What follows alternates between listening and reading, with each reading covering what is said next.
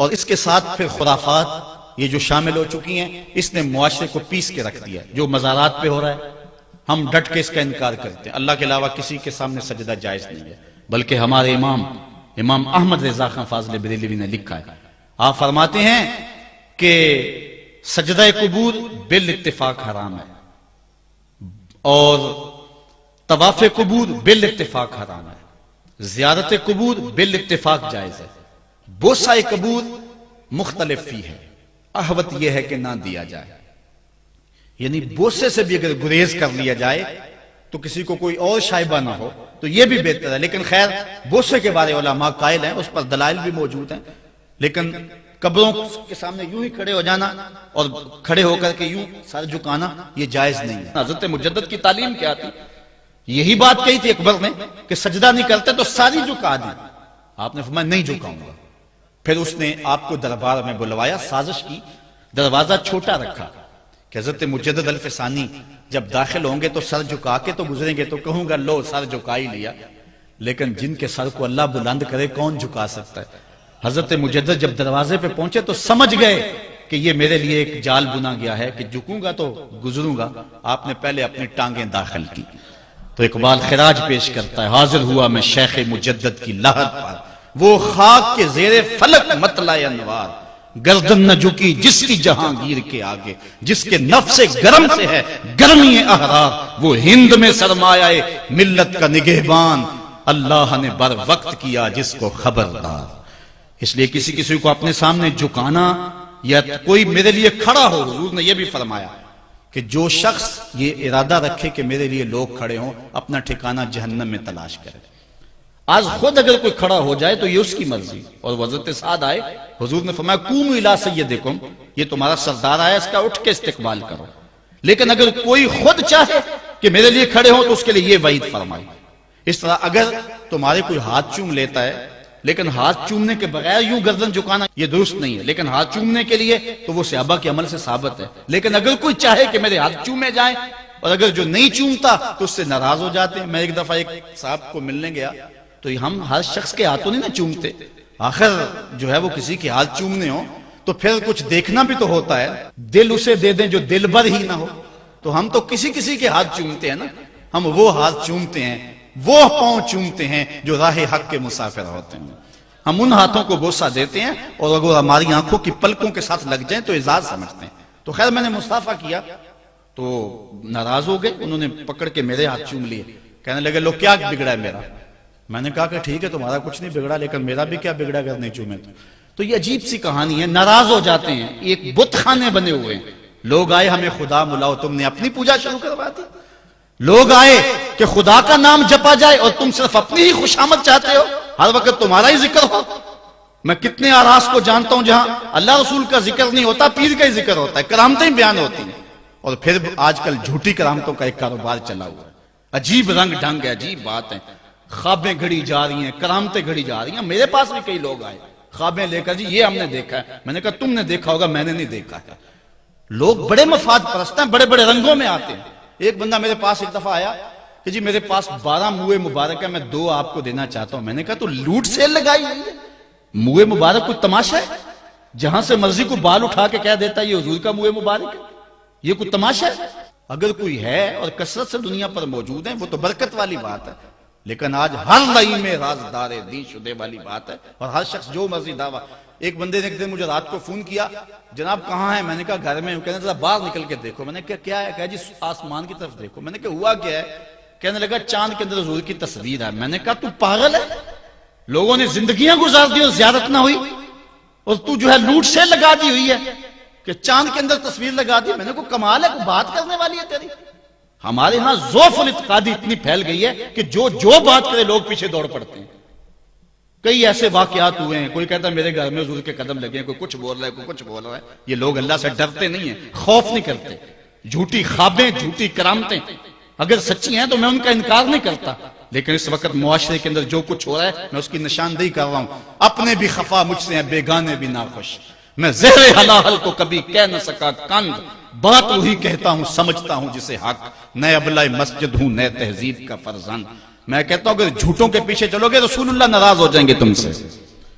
یہ جرت کیوں کرتے ہو؟ یہ ہمت کیوں کرتے ہو؟ کیوں جھوٹے دعوے کرتے ہو؟ سچ بولو، تمہارے پیچھے کوئی لگے یا نہ لگے اس کی پرواہ نہیں ہے۔ یا ایھا الذین آمنوا اتقوا اللہ وقولوا قولا سدیدا، اللہ فرماتا ہے ایمان والو سیدھی سیدھی بات کرو، پھر کیا ہوگا؟ یصلح لکم اعمالکم ویغفر لکم ذنوبکم، وہ تمہارے اعمال بھی ٹھیک کر دے گا، تمہارے بخشش بھی فرما دے گا۔ نہ لوگ اکٹھے ہوں، نہ مجمع بنے، نہ حلقہ بنے، یار یہاں تو 72 ہوں تو وہ بھی قبول ہے۔ یہاں مقدار نہیں دیکھی جاتی، یہاں معیار دیکھا جاتا ہے، سر نہیں گنے جاتے، دل گنے جاتے ہیں۔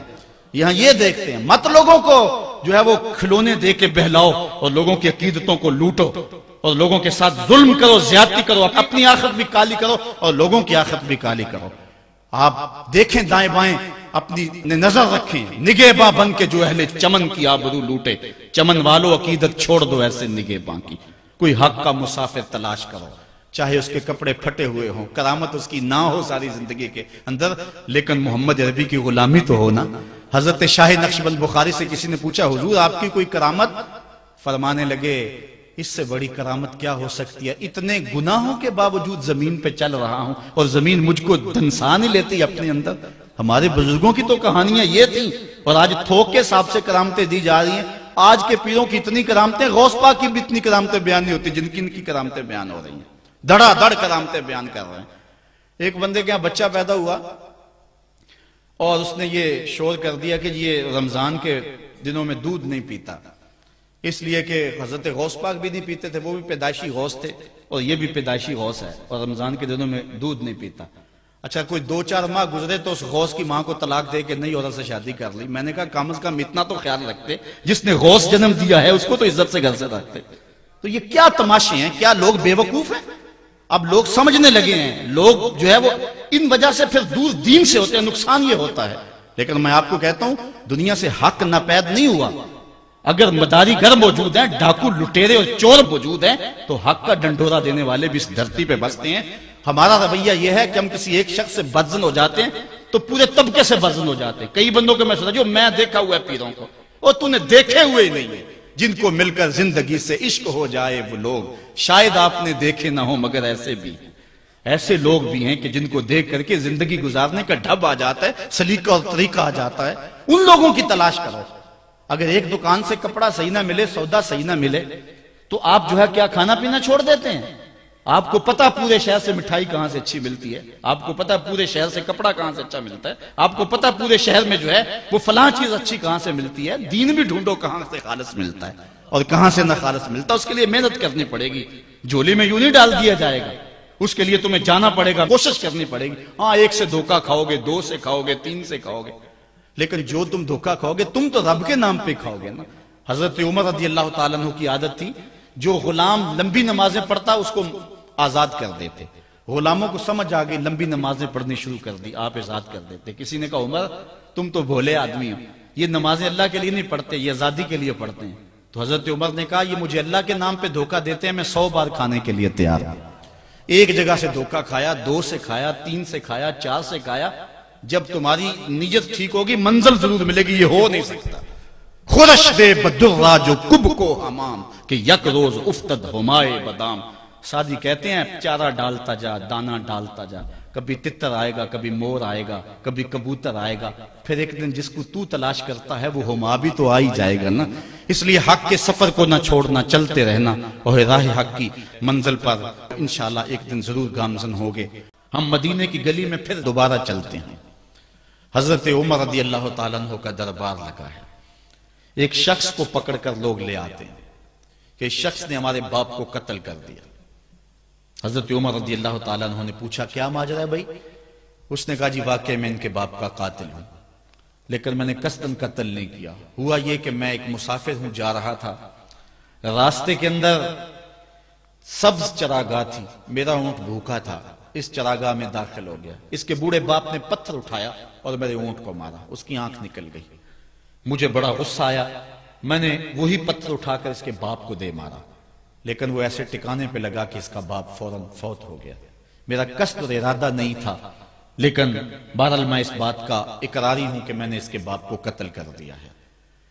آپ جو حکم سنائیں میں اس کو قبول کروں گا، لیکن میں ایک مہلت مانگتا ہوں کہ میرے دوست میرے بھائی کی کوئی رقم میرے ذمے ہے، میرے پاس اس نے امانت رکھی ہوئی ہے اور وہ مجھے پتا ہے کہ میں نے کہاں چھپا کے رکھی ہوئی ہے۔ اگر آپ فیصلہ کر دیتے اور میری گردن کاٹ دی جاتی ہے تو وہ امانت جو میں نے رکھی ہوئی ہے سنبھال کر کے میرے علاوہ کوئی جانتا بھی نہیں ہے تو وہ اس تک کون پہنچائے گا؟ اگر آپ مجھے 3 دن کی مہلت دے دیں تو میں جا کر کے اس کی امانت اس کو واپس کر کے پھر واپس آؤں گا، پھر یہ پھندا پھانسی کا میں اپنے گلے میں ڈلوانے کے لیے تیار ہوں گا۔ حضرت عمر رضی اللہ تعالیٰ عنہ نے فرمایا کہ کوئی شخص تیری ضمانت دے دے تو ہم تجھے چھٹی دینے کے لیے تیار ہیں۔ اس نے دائیں بائیں دیکھا، پورے مدینے میں اس کا کوئی شناسہ ہی نہیں تھا، واقف ہی نہیں تھا، ایک اجنبی شخص تھا۔ حضرت ابو ذر غفاری کھڑے ہو گئے، کہا حضرت عمر میں اس کی ضمانت دیتا ہوں۔ ضمانت دے دی گئی، وہ چلا گیا۔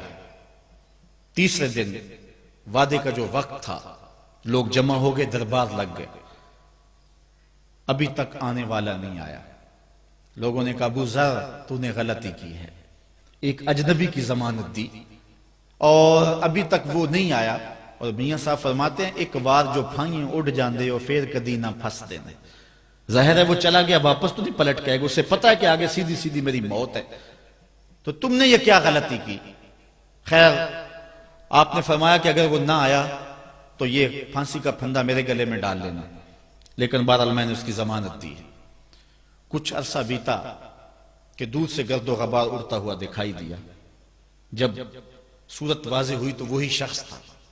حضرت عمر فاروق رضی اللہ تعالیٰ عنہ کے دربار میں کھڑا ہو کہنے لگا حضرت کسی وجہ سے تاخیر سے پہنچا ہوں، معذرت چاہتا ہوں، اب جو حکم ہے پورا کیجیے۔ حضرت عمر رضی اللہ تعالیٰ عنہ اس کے پھانسی کے احکامات جاری کر چکے تھے۔ آپ نے فرمایا کہ ابو ذر یہ بتا کہ تو نے اس کی ضمانت کیسے دی جب تو اسے جانتا نہیں تھا؟ تو سنو حضرت ابو ذر غفاری نے کیا کہا۔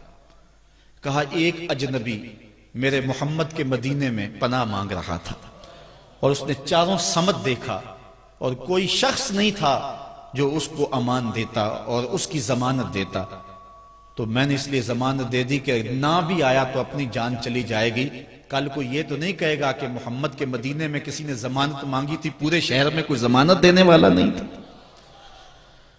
اس کو کہا کہ انہوں نے تو ضمانت دے دی، میاں اب تو بتا کہ تو چلا گیا تھا، تجھے جانتا کوئی نہیں تھا، نہ پلٹ کے آتا تو تجھے کوئی پوچھنے والا نہیں تھا، تو نے یہ دوبارہ موت کے منہ میں کیوں اپنا سر رکھا ہے؟ تو اس نے کہا کہ میں نے کہا کہ ایک اجنبی کی ضمانت ایسے شخص نے دی ہے جو مجھے جانتا بھی نہیں ہے، اور اگر میں نہ گیا تو لوگ قیامت تک اجنبیوں پر بھروسہ نہیں کریں گے کہ اجنبی یوں سلوک کیا کرتے ہیں۔ تو حضرت عمر رضی اللہ تعالیٰ عنہ اس کے پھانسی کے احکام جاری کیے، تو جن کے باپ کو قتل کیا تھا وہ بیٹے کھڑے ہو گئے، کہنے لگے تاریخ کی کالک ہم اپنے منہ پہ ملیں گے، ہم بھی اپنے باپ کے قاتل کو معاف کر دیتے ہیں۔ یہ ہماری تاریخ ہے، یہ ہماری کہانی ہے، لیکن آج ہم کس جگہ پہ کھڑے ہیں اور کیا ہماری صورتحال ہے؟ نہ ہمارا کردار رہا اور نہ ہمارا کوئی تشخص رہا۔ آج ہم نے اپنا تشخص بھی مٹا کے رکھ دیا، اپنے طرز زندگی بھی بدل دی، نہ ہماری باطن کی وہ روشنی رہی، نہ ظاہری وہ صورت رہی کہ ہم پہچانے جائیں کہ حضور کے غلام ہیں، بلکہ آج بھانت بھانت کی بولیاں بول رہے ہیں۔ اقبال نے کیا کہا تھا؟ اپنی ملت پر قیاس اقوام مغرب سے نہ کر، خاص ہے ترکیب میں تجھے قوم رسول ہاشمی۔ بلکہ آج فیشن کے طور پر یہ کہا جاتا ہے جی آج کل دین پہ چلنا بڑا مشکل ہے، یہ آپ بھی سنتے ہوں گے، لوگ کہتے ہیں جی آج کل دین پہ چلنا بڑا مشکل ہے۔ یہ کون کہہ رہا ہے؟ جو مسجد میں آتا ہے تو موسم کے مطابق گرم اور سرد پانی دستیاب ہے، اس کے لیے ماحول ہے، اس کے لیے خوبصورت قالین بچھے ہوئے ہیں، مخملی مسلے رکھے ہوئے ہیں، جو نرم اور گداز مسلوں پہ پیشانی رکھ کر کے سجدہ کرتا ہے، وہ بطور فیشن کہہ رہا ہے جی آج کل دین پہ چلنا بڑا مشکل ہے۔ میں اس کے جواب میں کہا کرتا ہوں میاں تیرے لیے مشکل ہے یا کربلا والے حسین کے لیے مشکل تھا؟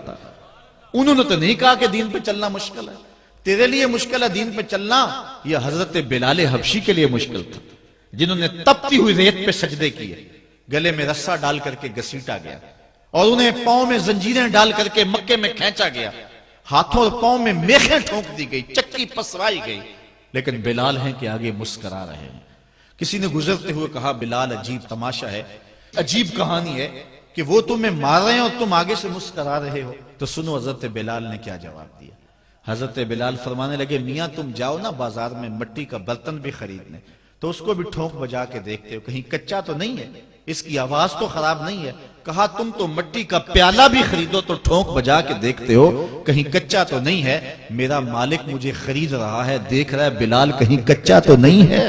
میں کہتا ہوں مالک کھال ادڑ بھی جائے گی، حق حق کی آوازیں ختم نہیں ہوں گی. زخم پہ زخم کھا کے جی خون جگر کے گھونٹ پی، آہ نہ کر لبوں کو سی یہ عشق ہے دل لگی نہیں. تو یہ ایک دین گریزی ہے، یہ عمل گریزی ہے. جی آج کل بڑا مشکل ہے. پہلی بات ہے مشکل ہو بھی تو ہمارے پاس کوئی دوسرا آپشن موجود نہیں ہے. ہم ان لوگوں کی کہانیاں بھول سکتے ہیں کہ جنہوں نے اس دین کے راستے کے اندر دکھ بھی سہے، ان کو ٹکڑے بھی کر دیا گیا، ان کو 2 اونٹوں کی پچھلی ٹانگوں سے باندھ کر کے 2 ٹکڑوں میں بانٹ بھی دیا گیا، لوہے کی کنگھیوں سے بدن چھیدے بھی گئے، ہڈیاں توڑی بھی گئیں، آگ میں ڈالا بھی گیا، جلتے اور کھولتے تیل میں پھینکا گیا، لیکن انہوں نے رب کا نام نہیں چھوڑا، رسول کا نعرہ نہیں چھوڑا. اور آج ہم کہتے ہیں جی بڑا مشکل ہے آج کل دین پہ چلنا، اور یہ مولویوں نے مشکل بنائی ہوئی ہے. یار دین اتنا بھی مشکل نہیں ہے، یہ کوئی بات نہیں ہے. ہم سر سے لے کر پاؤں تک اسلام میں داخل ہوں، یہ ہمارے رب کا ہم سے یہ تقاضا ہے. یا ایھا الذین آمنوا ادخلوا فی السلم کافہ، اے ایمان والو دین میں پورے داخل ہو جاؤ، پورے داخل ہو جاؤ. تمہاری وضاحت، انداز زندگی، طرز معاشرت یہ بتائے کہ تم حضور کے غلام.